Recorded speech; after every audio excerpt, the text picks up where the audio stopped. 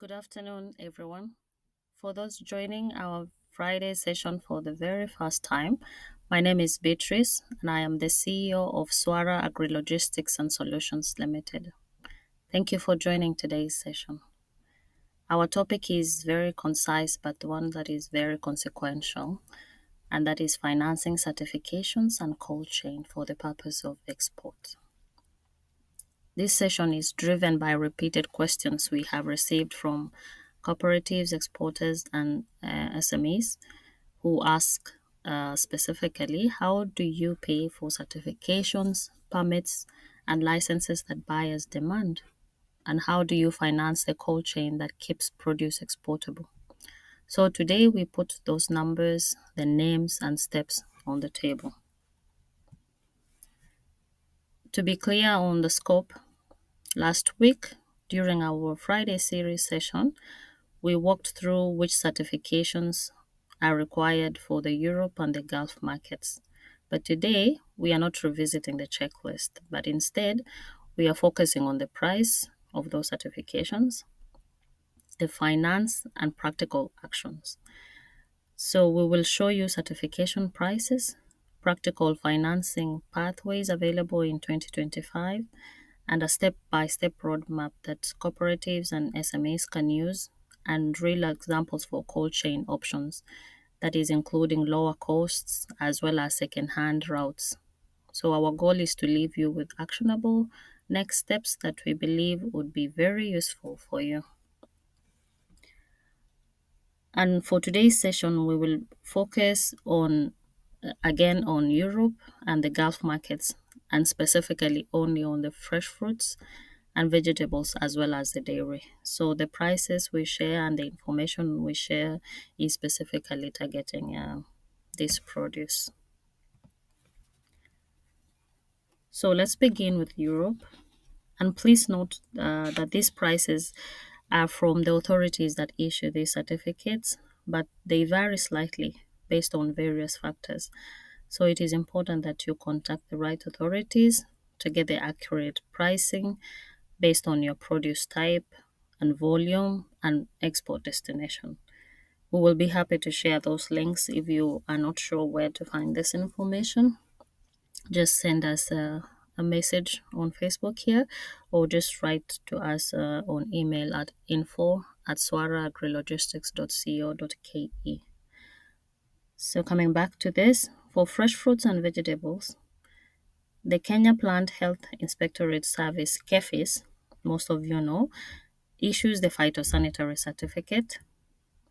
The current fee structure is 50 cents per kilogram, with a minimum charge of about 100 shillings and an additional 500 shillings per certificate. And the cost recurs for each shipment. So each shipment, each set of certificates. Then moving on to Global GAP, which is the Global Good Agricultural Practice certification. It is like the de facto market ticket for many European supermarket chains. So typically starts around 280,000 shillings for small cooperative group audit. This depends on how far your farm is. So the farther the farm, the higher the cost. And cost rises with scale and complexity. So it varies for different people. It's not the same, but it starts at about 280.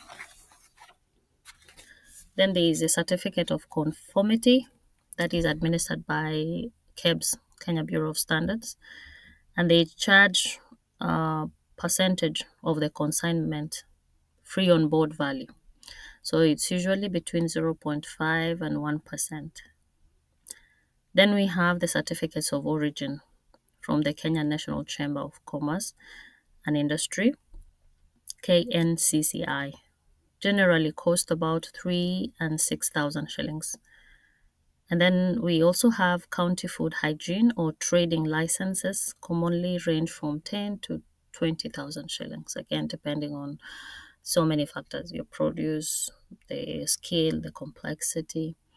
So these numbers gives you an idea of the actual line items you must budget for if your market is Europe. Still on Europe, let's move on to the dairy part. That was for the fresh fruits and vegetables. For dairy, the Kenya Dairy Board KDB, they charge an export permit fee of 1,000 shillings. The Department of Veterinary Services, DVS, they issue veterinary or health certificates. Those inspections and the associated lab tests commonly cost 3 to 5,000 shillings per batch. Again, these are recurring charges tied to each shipment or batch, and they must be included in your per shipment cost model. So every shipment, every batch, every certifications. One practical point I want you to remember is when you show a bank or donor your export plan, these recurring certification line items will demonstrate that you understand the operating expenses and the cash flow. That will increase your credibility, and we will talk about that in the next few slides. Then moving on now to the Gulf, and this is also on fresh fruits and vegetables.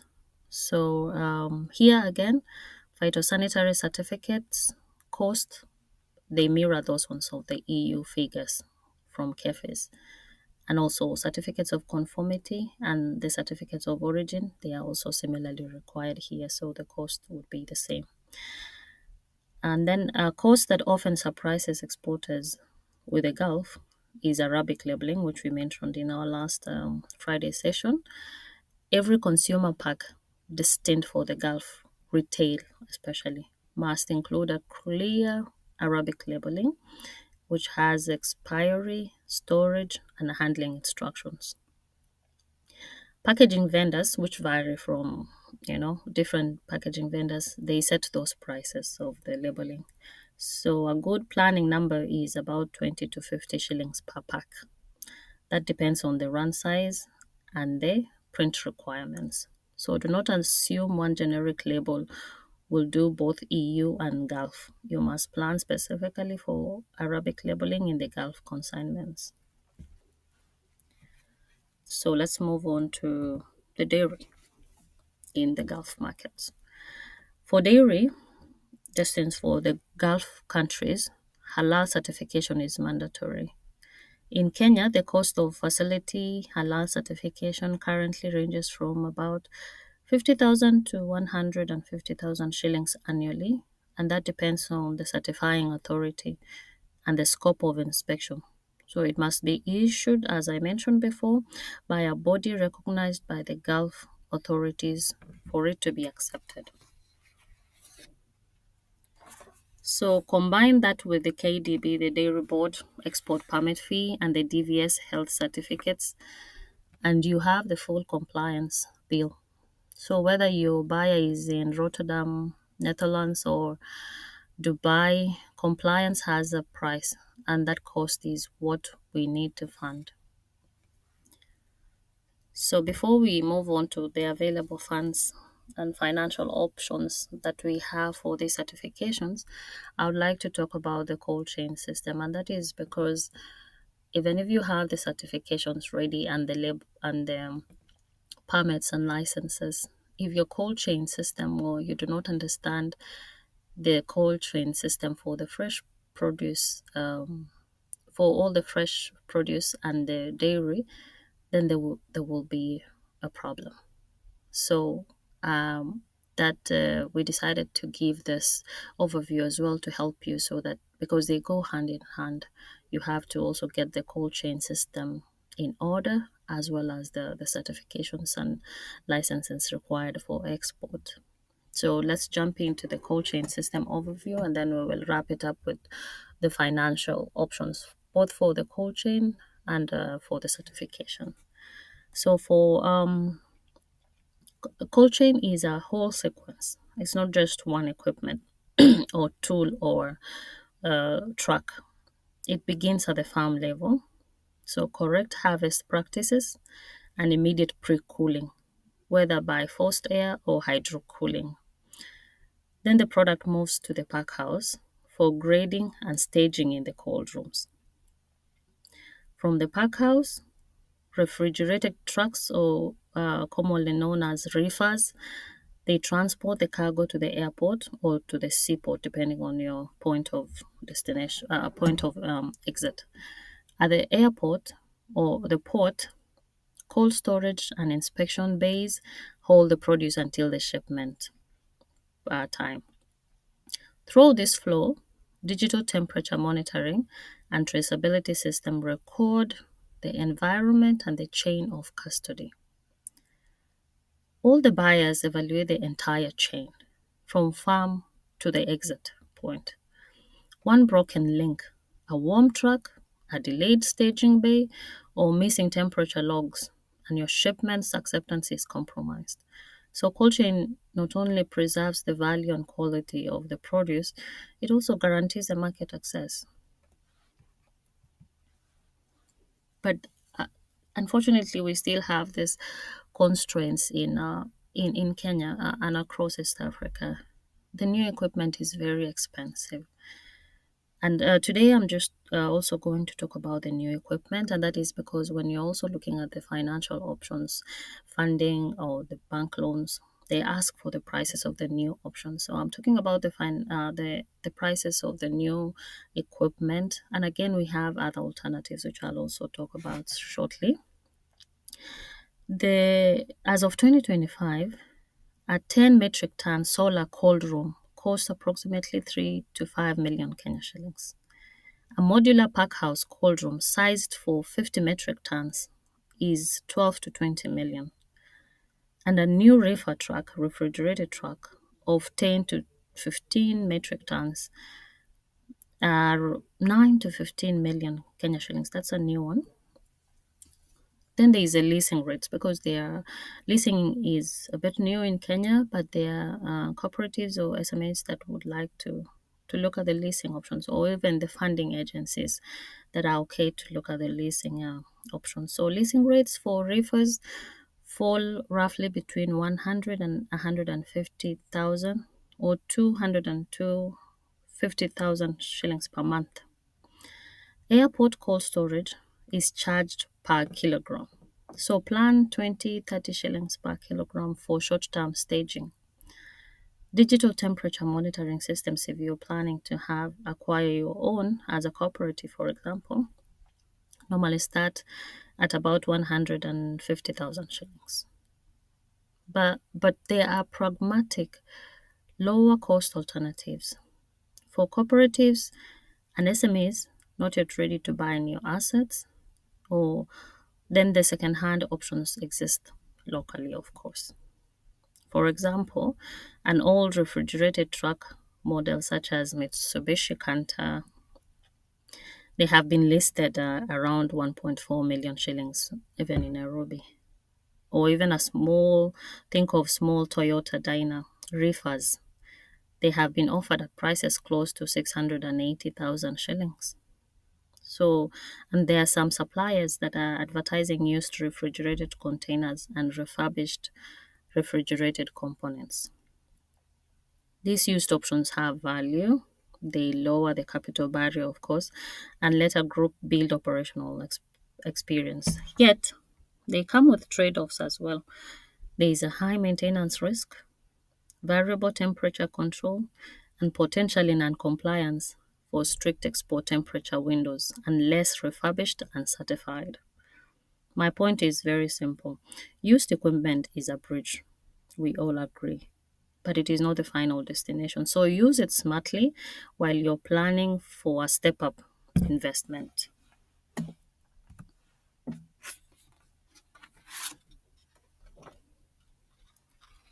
So to summarize the numbers, and this is the frame that the banks and the donors will use when they assess your application. So you need to list them side by side.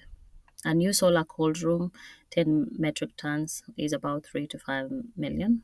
A modular cold room, 50 metric tons, would be about 12 to 20 million. New reefer truck is about 9 to 15 million. And the leasing options is about 150 to 250K per month. Airport staging, 20 to 30 Kenya shillings per kg. And then digital monitoring is about 150K plus. So again, the second-hand bracket used refers from roughly 600K up to 2 million depending on age and condition. Refurbished cold room kits that reduce upfront cost by up to 30 to 50%. So these are realistic choices for phased investments or proof of concept. Now the key, where to find the money for certificates and these permits, as well as also the cold room. There are multiple active windows in May in 2025 right now that are open. And then the first one is National Agricultural Value Chain Development Project. It's called NAVCDP. This is a government program supported by partners. It offers inclusive grants and matching grants that cover certifications and some compliance cost. So these grants are aimed at registered cooperatives, farmer producer organizations, and circles that demonstrate governance and audited accounts and production scale. Typical grant tranches can range from a few 100,000 shillings up to several million for a larger, well-structured proposal. So apply through your county or cooperative desks. Processing time vary depending on completeness, but expect several weeks, about 4 to 8 weeks. Second is the commercial banks, including Kenya Commercial Bank, KCB, Equity Bank, INM, National Bank, and Stanchart. They all provide trade finance products. This can take the form of a pre-export finance, purchase order financing, or certificate and invoice discounting. Criteria typically include a confirmed buyer purchase order or a letter of intent from the buyer. Credible financial records is required, collateral or guarantees, and a bankable business plan. So you have to have that in order. If you have a confirmed European or Gulf buyer, this route will open very quickly. So documentation is very essential. The third is the donor programs and export promotion initiatives, which remain active even today. It's a rolling financing window. Partners such as the USAID and Trademark Africa have grant windows and cost sharing arrangements to underwrite the audit fees, capacity building, and some certification costs, particularly when projects have demonstrable impact for smallholders. So keep that in mind. And then the fourth is the Kenya National Chamber of Commerce and Industry and export promotion bodies. Sometimes they offer subsidized or expedited certificates of origin and advisory support. Membership and engagement with this institution can cut processing friction.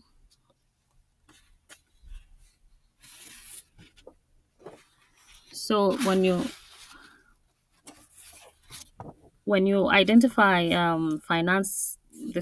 this identify financial sourcing is you match each requirement to an appropriate financing window, and then pool resources. Consider cooperative aggregation or circle partnership, and pool together costs to increase negotiating power with suppliers and strengthen the case for grant approvals when you want to look at this. Then let's move on to the cold chain. For cold chain financing, there are specified windows. A notable opportunity in 2025 is the Kenya Cold Chain Accelerator, part of a broader low energy inclusive appliances initiatives. This facility provides targeted support in the band of 50,000 to 150,000 pounds sterling per company, which converts to roughly 9 to 20 million shillings depending on the exchange rate. Eligibility targets Kenyan registered companies proposing clean energy, cold chain solutions, or service models for agriculture value chains. The process starts with an expression of interest, then a full application, and then a technical validation, then finally an award. Additionally, there is the UNCDF, that is United Nations Capital Development Fund, together with the UNDP. They deploy concession or loans to scale solar cold storage. These are blended finance instruments channeled through a local financial institution. Criteria include demonstrated demand, signed offtake or buyer interest, a technical feasibility plan, and operational governance. And these loans are attractive because they often offer long tenures and lower rates than commercial asset finance. Banks also provide asset finance and leasing for reefers and cold rooms. In practice, this requires supplier quotations, a sound business plan, and sometimes a down payment.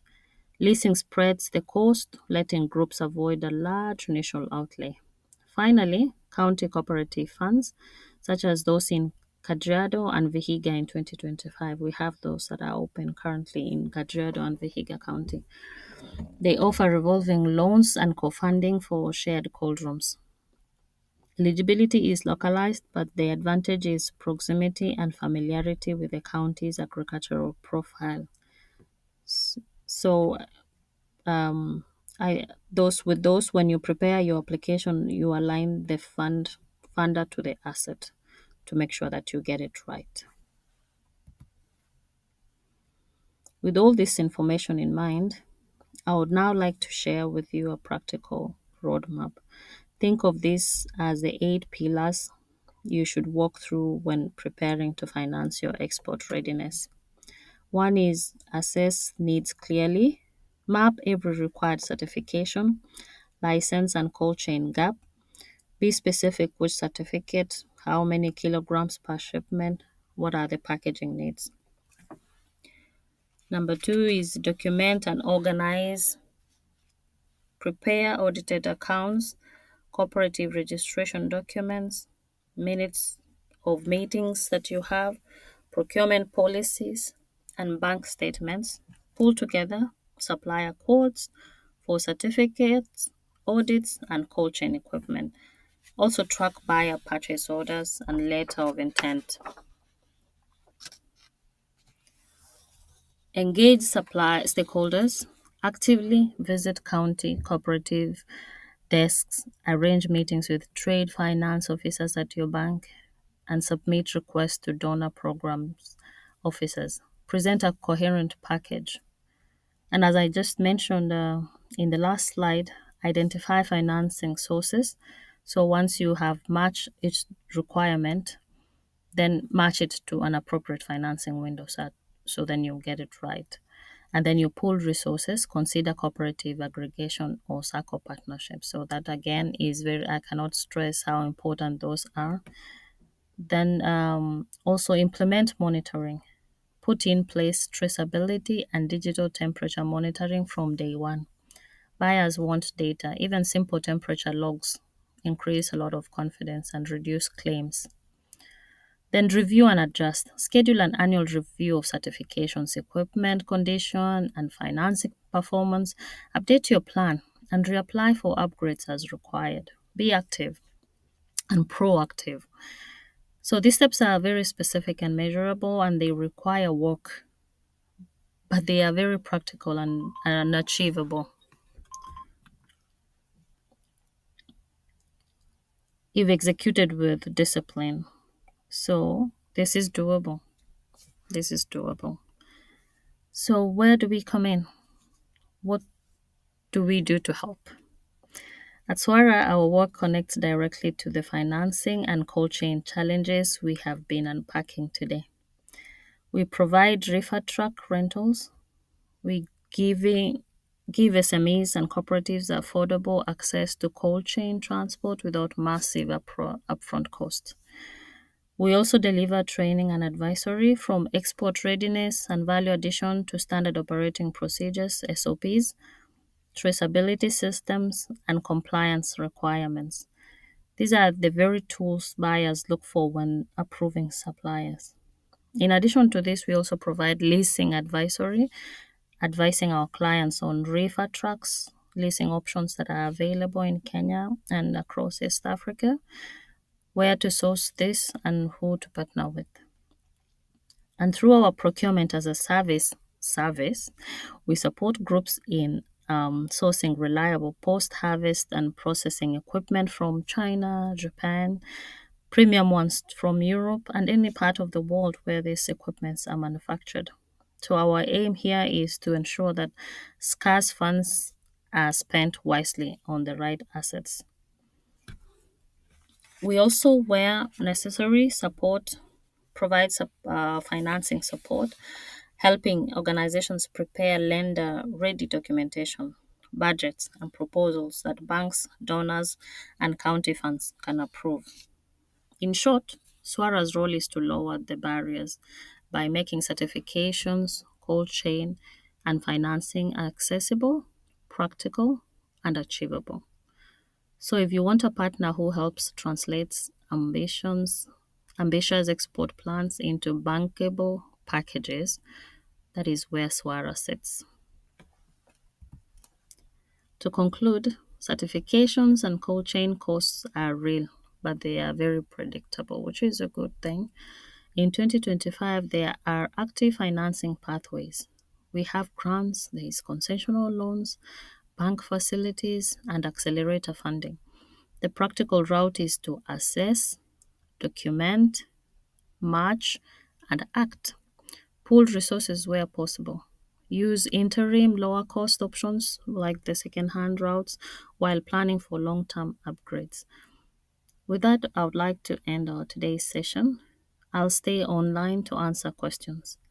If you would like the summary brief, as we always give after every session, please send us a private message with the word handout here on Facebook. And if you want Swara to help you in any way, prepare a lender ready file or support an application or provide an advisory, just email us at info@swaraagrilogistics.co.ke or visit our website www.swaraagrilogistics.co.ke to learn more and to contact us. Thank you and goodbye.